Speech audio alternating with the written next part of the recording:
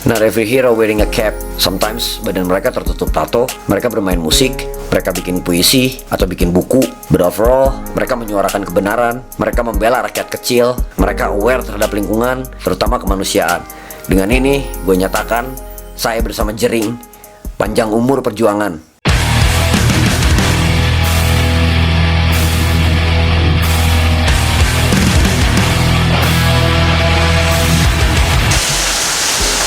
Yo, we're back at it again. Gue mau ngucapin selamat Hari Sumpah Pemuda. Harapan gue di Hari Sumpah Pemuda ini semoga semakin banyak pemuda-pemudi yang kritis, aware terhadap lingkungan dan sesama, tetap menjunjung tinggi Pancasila dan Bhinneka Tunggal Ika. Memperingati Hari Sumpah Pemuda ini, gue mau ngangkat sosok pemuda yang bisa dikatakan sangat-sangat tepat dijadikan ikon pemuda Indonesia, I Gede Ari Astina, atau lebih akrab dikenal sebagai Jering SID. Kalian tau lah siapa Jering SID dan segala sepak terjang beliau menyuarakan semangat pemuda tidak hanya di daerah Bali, tapi beliau itu memang menginfluence hampir seluruh pemuda di Indonesia. Gue bisa bilang kalau sosok Jering SID ini memang benar-benar ikon pemuda di Indonesia. Track record seorang Jering SID itu seperti apa? Beliau yang sangat-sangat kritis terhadap isu-isu sensitif. Keberanian beliau menyuarakan kebenaran itu yang patut kita contoh. Mengkritisi pemerintah pada saat sudah ada hal-hal yang melenceng.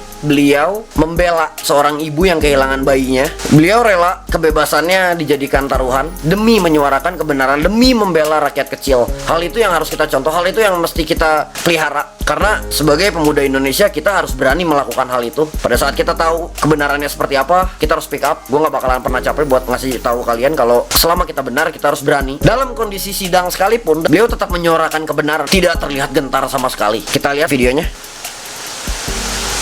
Itu dimana ketika rakyat bertanya itu lenyap, tapi ketika rakyat mengkritisi langsung dilaporkan.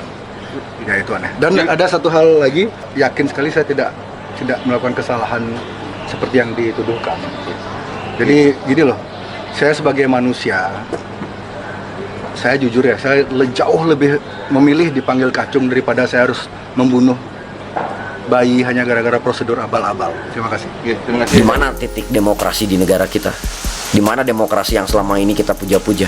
Beliau bilang, sebagai manusia, saya lebih memilih dipanggil kacung dibanding dicap sebagai pembunuh bayi gara-gara prosedur yang seperti itu. Sosok Jering bisa se-aware itu terhadap masyarakat, terutama masyarakat kecil. Dari awal pandemik, aware-nya Jering terhadap lingkungannya, beliau itu membantu perekonomian warga-warga di Bali itu dengan membagikan makanan gratis setiap hari, which is it's a big move. Itu tuh benar-benar langkah besar sekali gitu. Di masa-masa masyarakat panik menghadapi pandemik ini, beliau tetap melakukan hal-hal yang semestinya dilakukan oleh pemerintah. Dan hebatnya lagi, meskipun saat ini Jering tidak lagi di sana, tetapi legasinya itu dilanjutkan bahkan oleh istrinya. Istrinya pun ikut turun ke jalan untuk membagikan makanan gratis. Bisa kita lihat berapa besar impact seorang Jering itu di sana. Dan harusnya impact Jering itu benar-benar menginfluence kita semua. Kita sebagai pemuda-pemudi di Indonesia harus memiliki spirit seperti itu.